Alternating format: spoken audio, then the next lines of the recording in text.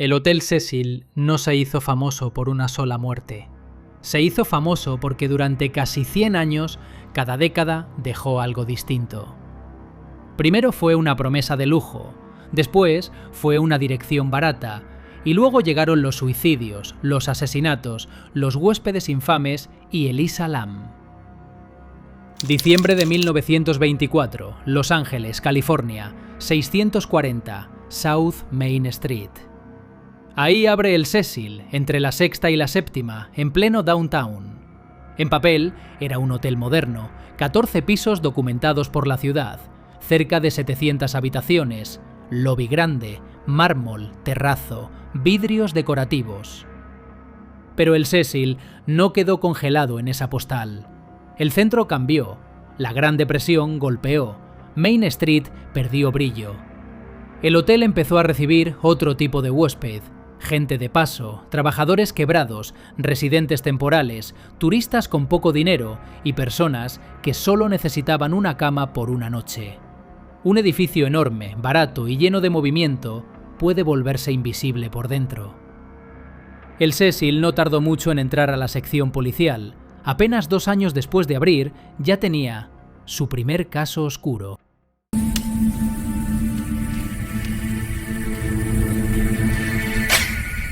Número 7. El caso de Percy Ormond Cook. 22 de enero de 1927. Percy Ormond Cook tenía 52 años. Los reportes de época lo describen como corredor o comerciante inmobiliario. Ese día murió dentro de una habitación del hotel. La causa reportada fue un disparo en la cabeza. También se habló de una carta.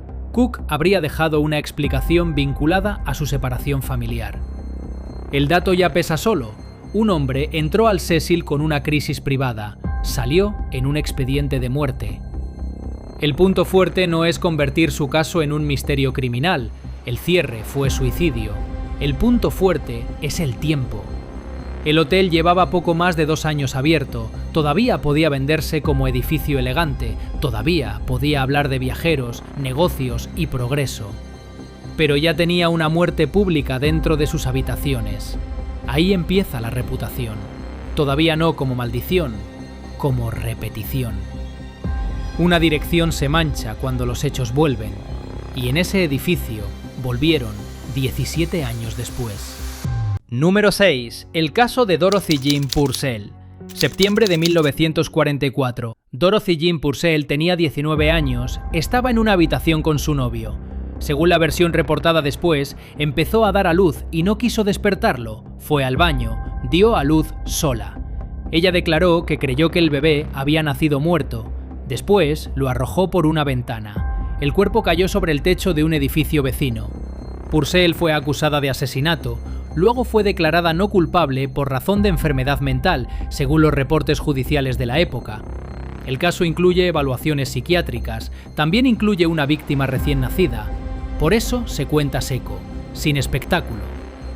Pero la pregunta queda ahí: ¿qué tipo de lugar puede esconder una tragedia así detrás de una puerta común?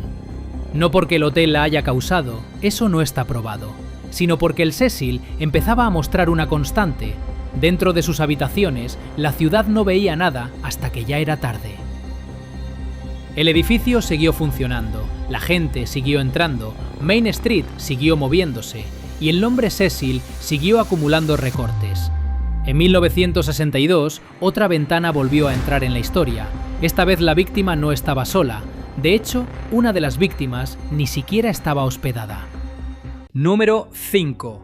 Pauline Houghton y George Giannini. 12 de octubre de 1962. Pauline Houghton tenía 27 años. George Giannini tenía 65. No eran pareja. Llegaron a esa escena por caminos distintos. Giannini ni siquiera formaba parte de la historia de Houghton, hasta que pasó por el lugar equivocado. Según los reportes, Pauline discutió con su esposo separado dentro de una habitación. Él salió. Después, ella cayó desde una ventana del Cecil. Abajo estaba Giannini. El impacto lo mató. Los dos murieron en el mismo punto. Al inicio, la policía miró la escena y consideró una posibilidad extraña. 2 cuerpos en el mismo punto, tal vez 2 suicidios. Pero esa lectura perdió fuerza por un detalle físico. Giannini habría sido encontrado con las manos en los bolsillos. La versión final fue más simple y más cruel. Otton se suicidó. Giannini murió por estar debajo. Ahí el Cecil cambia de tamaño en la historia. Ya no afecta solo a quien alquila una habitación. Ese día alcanza a un peatón, a alguien que caminaba por fuera, a alguien que tal vez nunca pensó en entrar al hotel. Y todavía faltaba el homicidio que dejaría una pregunta abierta por décadas. Número 4. Goldie Osgood. 4 de junio de 1964. Goldie Osgood tenía 65 años. En el barrio la conocían como Pigeon Goldie. Alimentaba palomas en Pershing Square, usaba una gorra de los Dodgers, era una figura reconocible del centro de Los Ángeles. Eso hace que su caso duela distinto. No era un nombre perdido en una lista. Tenía rutina, tenía apodo. La gente del barrio podía ubicarla. Ese día fue encontrada muerta en su habitación del Cecil. El cuarto estaba revuelto, según reportes. Cerca de ella se mencionan objetos que la conectaban con su vida diaria. La gorra, la bolsa con semillas para aves, pequeñas cosas que en otro contexto no importarían. En una escena de homicidio pesan mucho. La muerte fue violenta. Se reportaron golpes, apuñalamiento y agresión sexual. Hubo un sospechoso inicial, Jack B. Ellinger, de 29 años. Fue visto después en Pershing Square con ropa manchada de sangre, según fuentes secundarias. Fue arrestado, fue acusado, pero terminó descartado. Y ahí el expediente se queda abierto. El sospechoso se cae, la habitación sigue hablando, pero no dice quién fue. ¿Quién mató a una mujer tan conocida del barrio? ¿Por qué el caso no tuvo un cierre claro? ¿Por qué una rutina tan visible terminó en una habitación revuelta del Cecil? Después, el edificio cruzó otra línea. Ya no solo iba a aparecer por lo que pasaba dentro, también iba a aparecer por quienes dormían ahí. Número 3. Richard Ramírez, el acosador nocturno. 1984 y 1985. Los Ángeles vive el terror del Night Stalker. Richard Ramírez atacaba de noche, entraba en casas, robaba, agredía, mataba. Su nombre quedó asociado a una de las oleadas criminales más conocidas de California. Durante parte de ese periodo, Ramírez se alojó en el Hotel Cecil. Mientras Los Ángeles cerraba ventanas por miedo al Night Stalker, Ramírez tenía una cama allí. Ese contraste golpea más que cualquier número de habitación. La ciudad lo buscaba. Él pasaba por una dirección que ya venía marcada. El Cecil podía darle algo útil a una persona así: precio bajo, movimiento constante, poca atención individual, caras que entraban y salían todo el día. Hay relatos populares que dicen que volvía al hotel con ropa manchada y la tiraban los basureros. Ese detalle circula mucho. Pero no hace falta apoyarse solo en eso. Desde ese momento, el lugar deja de ser solo un edificio donde ocurren tragedias internas. Empieza a aparecer otra cosa, un punto de paso, una base barata, una dirección donde alguien podía perderse dentro de la ciudad. El Cecil no fue responsable de Ramírez, eso sería absurdo, pero su nombre quedó pegado a él. Y cuando un edificio ya trae muertes, ventanas, un homicidio sin resolver y ahora un asesino serial alojado, la reputación cambia de escala.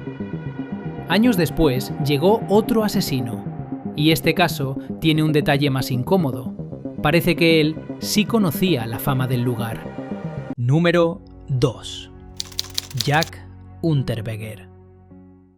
1991 llegó a Los Ángeles como periodista, venía de Austria, tenía una imagen pública trabajada, hablaba de crimen, se acercaba a ambientes policiales, podía presentarse como alguien que investigaba la violencia. Después se determinó que también estaba matando. Ese giro cambia todo. El hombre que decía mirar el crimen desde afuera también lo estaba produciendo. Durante su estancia en Los Ángeles se le atribuyeron asesinatos de trabajadoras sexuales. En ese mismo periodo, Unterweger se alojó en el Hotel Cecil. El detalle más inquietante no es solo que durmiera allí.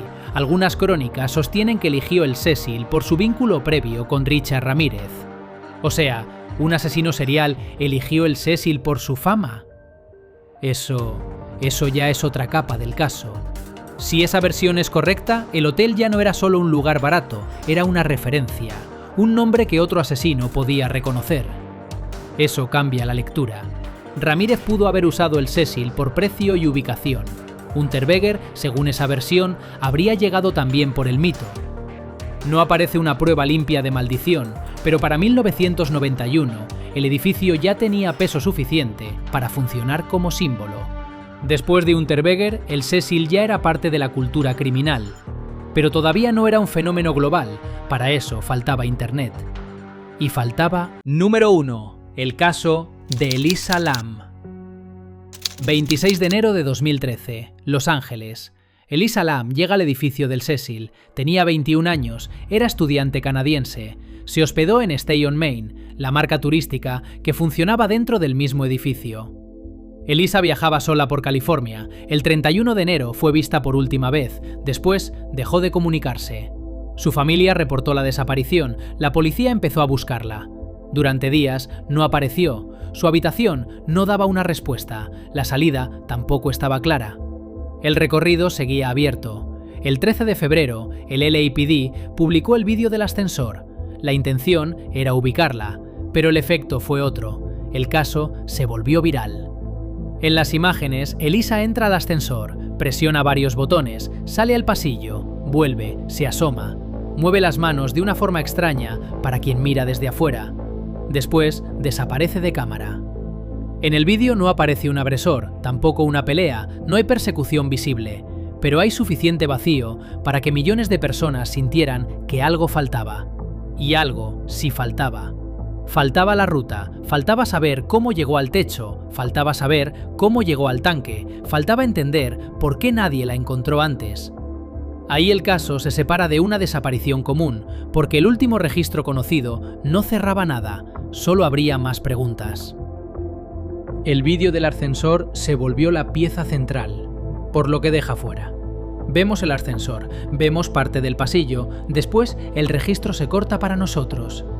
No vemos el techo, no vemos el tanque, no vemos el momento final. Internet llenó esos huecos rápido. Algunos hablaron de homicidio, otros de encubrimiento, otros de intervención paranormal. También aparecieron teorías sobre edición del vídeo y sobre el acceso al rooftop. La versión oficial fue distinta. El dictamen final señaló ahogamiento accidental con trastorno bipolar como factor contribuyente. Ese dato forma parte del expediente y se dice con respeto. Elisa no es un personaje de Internet, era una persona real. Pero tampoco borra las preguntas físicas. ¿Cómo llegó al techo? ¿Qué tan difícil era acceder? ¿Qué pasó con las alarmas? ¿Por qué la búsqueda no llegó antes a los tanques? 19 de febrero de 2013. El problema aparece por el agua. Huéspedes reportan baja presión y molestias con el servicio. Un trabajador de mantenimiento sube al techo, revisa los tanques. Abre uno. Adentro encuentra a Elisa Lam. Ese hallazgo cambió todo. El lugar donde nadie quería mirar terminó siendo el lugar que lo explicaba todo y al mismo tiempo dejaba más preguntas. Elisa Lam no hizo famoso al Cecil desde cero, lo volvió global. Lo llevó a foros, documentales, hilos, mapas, teorías y turismo oscuro. La dirección ya estaba marcada, ella hizo que millones aprendieran a ubicarla. Después de Elisa Lam, la pregunta se volvió inevitable. ¿El Hotel Cecil está maldito? Lo que muestra la línea de tiempo es más concreto. Un edificio enorme, una zona que cambió, habitaciones baratas, residentes temporales, anonimato, crisis personales, crimen urbano, asesinos que pasaron por ahí. Y después Internet, que convirtió cada vacío en teoría. Eso no le quita fuerza al misterio, lo hace más incómodo. Porque no necesitas creer en una maldición para entender por qué el Cecil asusta. Basta mirar lo que pasó. La línea de tiempo deja una imagen difícil de limpiar. En 1927, Percy Cook murió dentro del hotel. En 1944, Dorothy Purcell quedó ligada a la muerte de su recién nacido. En 1962, Pauline Otton cayó desde una ventana y mató a George Giannini. En 1964, Goldie Osgood fue asesinada en su habitación. Después llegaron Ramírez y Unterweger, y en 2013 Elisa Lam terminó en un tanque de agua. No todos esos hechos tienen la misma naturaleza, no todos prueban lo mismo, pero juntos construyen una reputación que ningún cambio de nombre pudo borrar. El Cecil intentó ser otra cosa, fue Stay on Main, luego fue declarado Monumento Histórico-Cultural, después reabrió como vivienda asequible, pero el nombre sigue pesado. Cuando alguien dice Hotel Cecil, nadie piensa primero en mármol, lobby o arquitectura. Piensa en asesinos, piensa en el ascensor, piensa en el tanque. Y después queda una pregunta más difícil que la maldición. ¿Cuántas tragedias caben en una misma dirección?